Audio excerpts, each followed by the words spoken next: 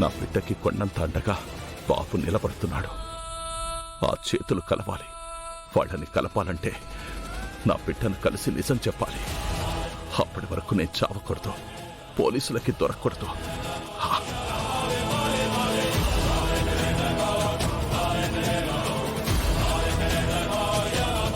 బాబు, మనం నాన్న కోసం రోడ్లు అన్ని వెతికి ప్రయోజనం ఉండదనిపిస్తోంది. నాన్నని కాల్చారని తెలిసింది కదా, ఆయన హాస్పిటల్కి వెళ్ళారేమో. మనం ఈ చుట్టుపక్కల ఉన్న హాస్పిటల్లో వెతుకుదాం. నాన్న కనిపిస్తారనిపిస్తుంది. ఆయన్ని కాపాడుకుందాం బాబు. అలాగే చామంతి.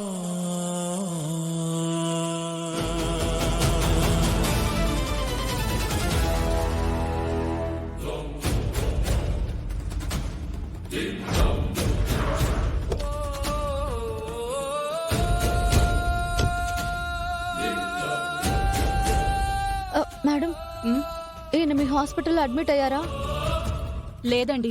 చా, ఇంకో హాస్పిటల్కి వెళ్ళి వెతుకుదాం పద.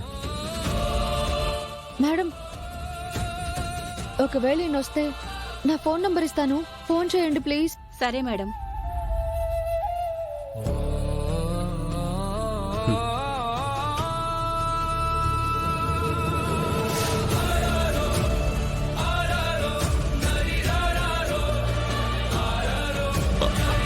అమ్మా అమ్మా, నా కాలికి గాయమైందమ్మా, త్వరగా చికిత్స చేయాలి. డాక్టర్ గారిని పిలవనమ్మా. ఇప్పుడే మీ ఫోటో చూపించి ఇద్దరు వచ్చారండి. మీరొస్తే ఫోన్ చేయమని చెప్పారు. ఉండండి, ఫోన్ చేస్తాను. పోలీసులు వచ్చుంటారు.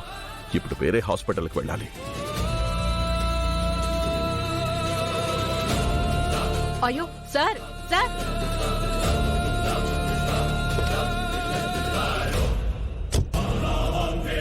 నాన్న ఎక్కడున్నాడో చామంతి కనిపెట్టేసుంటుందా?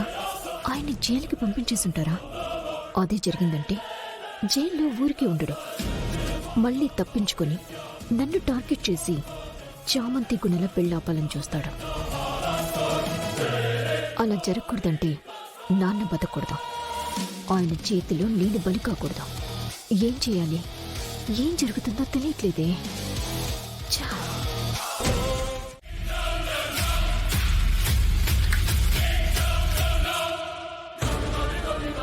ఎవరయ్యా నువ్వు? తలుపేస్తున్నావేంటి? డాక్టర్, మీకు నిజం చెప్తున్నా. పోలీస్ కాల్పుల్లో నా కాలికి తూటా దిగింది. నా బిడ్డ కోసం నేను బతకాలి డాక్టర్, నన్ను బ్రతికించండి. పోలీసులు కాల్చారా? అంటే నువ్వు నేరస్తుడివా? అయ్యా, చెయ్యని నేరానికి నేరస్తున్నయ్యాను. నన్ను నమ్మండి అయ్యా.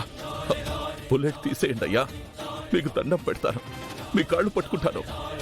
ఇలాంటి కేసులు ట్రీట్మెంట్ చేయలేవు. మర్యాదగా వెళ్ళిపో, లేదంటే ఇప్పుడే పోలీసులకు ఫోన్ చేస్తాను. మంచిగా చెప్తే ఎవరు వినరా? ఒక మనిషిని బ్రతికించరా? నువ్వు ముందు వెళ్ళు.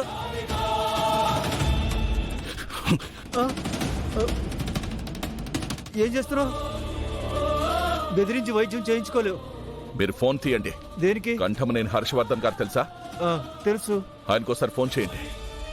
ఆయన మంచివాడని మీకు తెలుసు కదా. నా గురించి ఆయనే చెప్తాను. నాకు ఇక వేరే దారి లేక ఆయనకు ఫోన్ చేయమని మీకు చెప్తున్నాను. ఫోన్ చేయండి. సరే.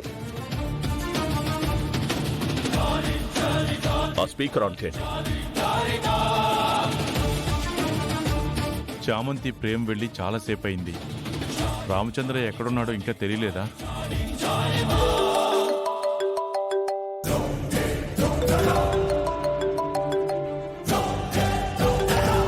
గణేష్ చేస్తున్నారేంటి? Hello doctor. Hello Harshavardhan garu. Harshavardhan గారు, అయ్యా నేను రామచంద్రని మాట్లాడుతున్నాను. రామచంద్రయ్య, హాస్పిటల్లో ఉన్నావా? ఏమైంది? అయ్యా, పోలీసుల కాల్పుల్లో నా కాలికి తూటా గాయమైందయ్యా. అసలు ఆ జైలు నుంచి ఎందుకు తప్పించుకున్నావు రామచంద్రయ్య? అయ్యా, నా గురించి మీకు తెలుసు కదా. ఏదో తప్పు చేయడానికైతే కాదు. ఈ డాక్టర్ గారిని నాకు వైద్యం చేయమని చెప్పాలి. మీరు ఒక్క మాట చెప్పాలి.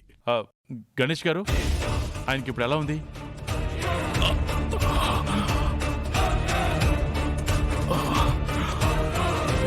బ్లడ్ చాలా లాస్ అయినట్టుంది సార్. హెవీ ఇన్ఫెక్షన్ కూడా కనిపిస్తుంది. ఇమీడియట్ గా ట్రీట్మెంట్ చేయకపోతే కష్టం సార్. మరి ఎందుకు ఆలోచిస్తున్నారు? అది కాదు సార్, పోలీసులకు చెప్పకుండా. గణేష్ గారు, అవన్నీ నేను చూసుకుంటాను. మీరు ముందు ఒక మనిషిగా మానవత్వంతో ట్రీట్మెంట్ చేసి మీ వృత్తికి న్యాయం చేయండి. నేను చెప్తున్నాను కదా, ఆయన చాలా మంచి వ్యక్తి. కాపాడండి. తర్వాత పోలీసులు వచ్చి వాళ్ళ డ్యూటీ వాళ్ళు చేస్తారు. అలాగే. హర్షవర్ధన్ గారు, మీ సాయం మర్చిపోలేనయ్యా.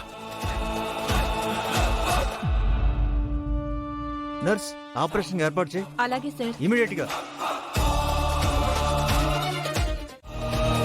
ప్రేమ్కి వెంటనే ఈ ఇన్ఫర్మేషన్ చెప్పాలి.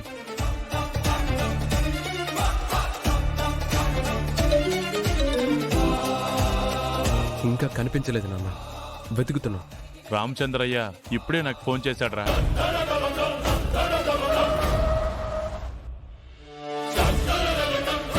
జీకే హాస్పిటల్లో ఉన్నాడు. అవునా నాన్న? అవునరా. డాక్టర్ గణేష్ నాకు తెలిసిన మనిషి. ట్రీట్మెంట్ చేయమని చెప్పాను. మీరు వెంటనే అక్కడికి వెళ్ళండి. ట్రీట్మెంట్ అయ్యాక పోలీసులకు ఇన్ఫార్మ్ చేయండి. అలా పేషెంట్గా ఉన్న మనిషిని ఏం చంపరు, జైలుకి అప్పచెప్తారు. చామంతిని భయపడొద్దని చెప్పు. అలాగే నాన్న.